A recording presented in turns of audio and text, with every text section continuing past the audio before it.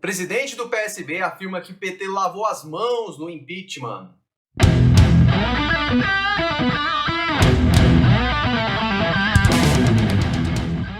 Fala, pessoal da Ciro Progressista. Aqui estou eu de novo, Paulo Henrique Faria, para mais uma análise política, mais uma análise de conjuntura para vocês.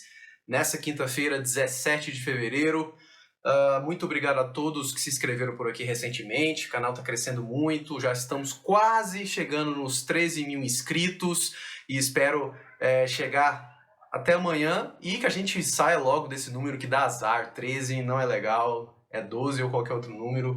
Também nenhum que tenha, lógico, ligação ao fascista do Bolsonaro ou ao oportunista do Moro. Mas enfim, muito obrigado a todos que chegaram por aqui. Se você ainda não se inscreveu, não custa nada, se inscreve aí. Dê like se gostou, dislike se não aprovou e comente sobre tudo que eu vou falar agora. Eu já começo falando direto no que eu expus lá na manchete. Vocês viram no final da tarde de hoje, saiu aí, repercutiu bastante uma matéria do jornalista Thales Faria, do UOL, que já entrevistou o Ciro várias vezes, inclusive. Mas lá ele deixa a entender, pelo menos na chamada, que o presidente nacional do PSB, Partido Socialista Brasileiro, Carlos Siqueira, ele falou que o PT lavou as mãos nessa questão do impeachment em 2016. Vou até deixar um trechinho dessa fala polêmica aqui agora para vocês e comento na sequência. Vejam aí. Eu quero revelar aqui uma coisa que vocês não vão acreditar.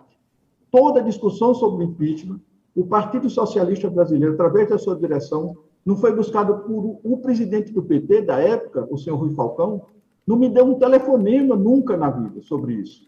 A presidente Dilma mandou aqui, faltando 3 dias ou 4 para o impeachment, o seu ministro das Relações Institucionais, para oferecer ministério. Eu disse, Bezuini, o PSB não é o PMDB, o PSB não está procurando ministério. O PSB, que é uma mudança na política econômica, que ela entregou a um banqueiro, o senhor Levi, para fazer políticas que não tem nada a ver com a esquerda, nem com o governo dela, nem com as nossas ideias. Bom, como vocês viram, palavras do próprio Carlos Siqueira. Ele não falou a mesma coisa que o Ciro naquele podcast do Estadão. Isso é verdade, mas ele deixou a entender, pelo menos para mim foi muito claro, acho que para vocês também ficou, que o PT não procurou a direção do PSB, não procurou propriamente o Carlos Siqueira, não procurou os outros deputados, os outros nomes do PSB para reverter essa questão do impeachment. Só ali, segundo palavras do próprio Carlos Siqueira, quando já eram favas contadas que o impeachment ia passar, que eles chegaram com a proposta de vocês querem ir um ministério? E o próprio Carlos Siqueira, nessa entrevista aí para o UOL, disse que não é o MDB, que não aceita isso e que eles, naquele momento, apoiaram até o impeachment, direto ou indiretamente, porque a própria presidente Dilma tinha aberto demais o governo para os banqueiros, para o sistema neoliberal, né, de gerir a economia, enfim. Isso é um problema deles, mas o que me chamou a atenção é isso, é que o próprio presidente do PSB dá uma declaração que vai ao encontro do que o Ciro falou naquele podcast.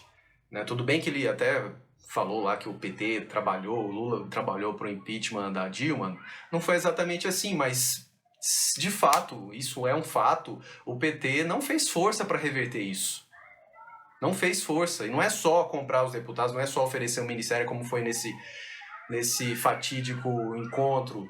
Né? O Carlos Siqueira, inclusive, até citou o presidente nacional do PT na época, o Rui Falcão, que ele simplesmente levou com a barriga toda essa situação do impeachment. Para as câmeras, eles bradavam, somos contra o impeachment, a Dilma está sofrendo um golpe, mas na surdina, ali nos bastidores, não fizeram muita força. O próprio Lula também não fez muita força, porque é essa a retórica do PT, é essa a tática, é esse o jogo do PT. Se vitimizar para voltar nos braços do povo. Não aconteceu em 2018, estão querendo agora em 2022. Assim, o que eu não gostei muito dessa entrevista do Carlos Siqueira para o próprio Thales Faria, para Fabíola Cidral e até mesmo para o Josias, foi que logo depois dessa fala polêmica, ele disse que, mas nós estamos com o presidente Lula, viu? Esses erros aí, a gente faz autocrítica, o PT também errou, mas a gente está com o presidente Lula.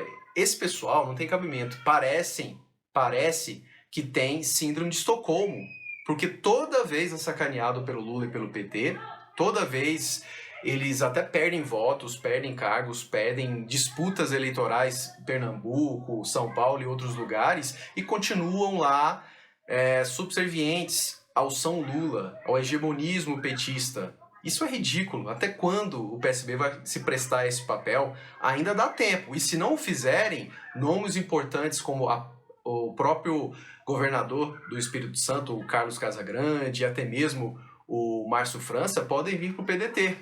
Porque é isso, o Lula e o PT eles estão se lixando para o campo progressista, estão se lixando para seus aliados históricos, como é o caso do PSB. Então, fica aí meu comentário sobre essa fala polêmica que mexeu bastante com o meio político, vamos dizer assim, bombou no Twitter. Enfim, é sempre bom a gente mostrar essas contradições, esses erros do PT. Falando em contradições, vocês viram o react do Ciro da última terça-feira. Ele falou, lógico, do Lula, do Bolsonaro, do Moro, mas o que chamou mais atenção e que ele dedicou mais tempo foi para mostrar que o Lula desdenhou de uma pergunta, de uma interpelação de uma jornalista quando falou de reformas. Né? O Lula, quem quer reforma? Ninguém quer reforma, não. É um sincericídio, né? E um alto teor de arrogância que o Lula sempre apresenta, sempre deixa transparecer. Não é? E o Ciro falou que, e eu concordo, o PT teve aí quase 14 anos de governo e não implementou as reformas estruturais do Brasil. Não fez a reforma tributária, que é um carro-chefe do Plano Nacional de Desenvolvimento que o Ciro tanto defende. Então é isso, o Lula ele está jogando parado, ele já mostra que vai fazer mais do mesmo, seja a questão econômica, seja a questão política, e tampouco vai implementar essas reformas sociais. Não vai mexer no status quo. Não é? Então é isso. Já que eu estou falando do Ciro, vocês sempre sabem, na quinta-feira tem um chorinho, tem um extra. Só comentar ainda sobre a Ciro Games. Foi um grande papo, vocês viram, de dois grandes amigos, dois grandes políticos, dois grandes nomes do Ceará, Ciro Gomes e o senador Tasso Gereissati. Foi muito bom o papo, mais de 40 minutos. Eu sei que o Tasso fala devagar, é prolixo, mas foi um grande depoimento. Eu fiz questão de pegar aqui os melhores momentos, postar para vocês no canal, né? Foi muito bom. Esse papo mostrou, né, o Ciro, e o próprio Tasso mostrou o Ciro no começo da carreira, fatos que eu, por exemplo, não sabia, né, que ele muito jovem entrou na política, que ele tinha uma verve ainda mais forte do que ele tem agora, que ele foi moderando um pouco, graças ao próprio Tasso. Enfim, foi uma confabulação, foi uma troca de experiência muito gratificante. Né? Vamos ver quais serão os próximos convidados da Ciro Games, mas é fato que essa live já caiu nas graças do povo, não só do eleitorado, mas já começa a furar bolhas. E recusem imitações, não caiam nessa bobagem de MouroCast. Na semana que vem eu vou comentar um pouco mais sobre isso.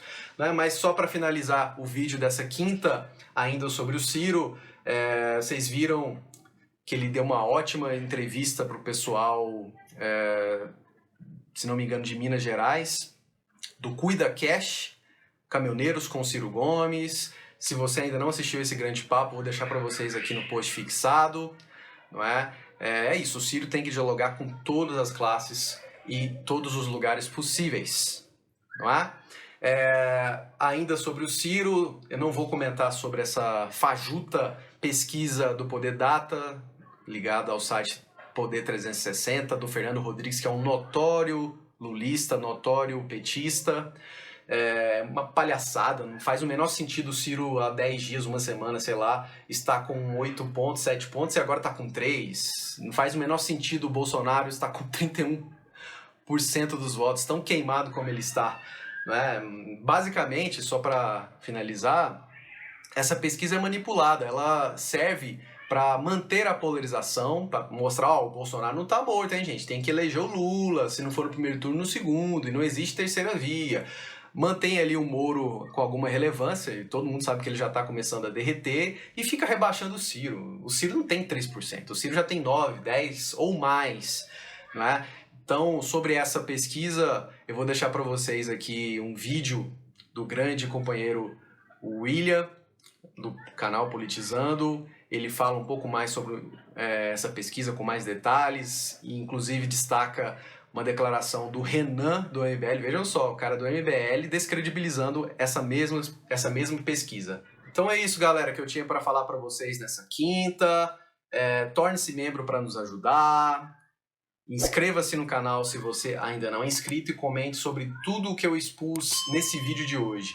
E aí, o PSB não vai largar essa relação abusiva com o PT nunca? E o Ciro tá dando boas entrevistas, vocês estão gostando da condição da campanha dele, essa pesquisa realmente é fajuta, é ridícula, quer rebaixar o Ciro, e essa bobagem aí do Moro de criar um podcast querendo claramente copiar o Ciro. Deixa aí a sua opinião, deixe o seu comentário. E para finalizar de vez, exatamente hoje, 17 de fevereiro, completa-se 25 anos da partida de um grande brasileiro, de um grande mineiro chamado Darcy Ribeiro. Darcy Ribeiro, um grande sociólogo, um dos fundadores do trabalhismo, da retomada do trabalhismo no Brasil, do PDT, do Partido Democrático Trabalhista, partido a qual tenho orgulho de estar há mais de 5 anos. Viva Darcy, o seu legado é eterno. Beleza? Então é isso. Valeu, um abraço e até semana que vem.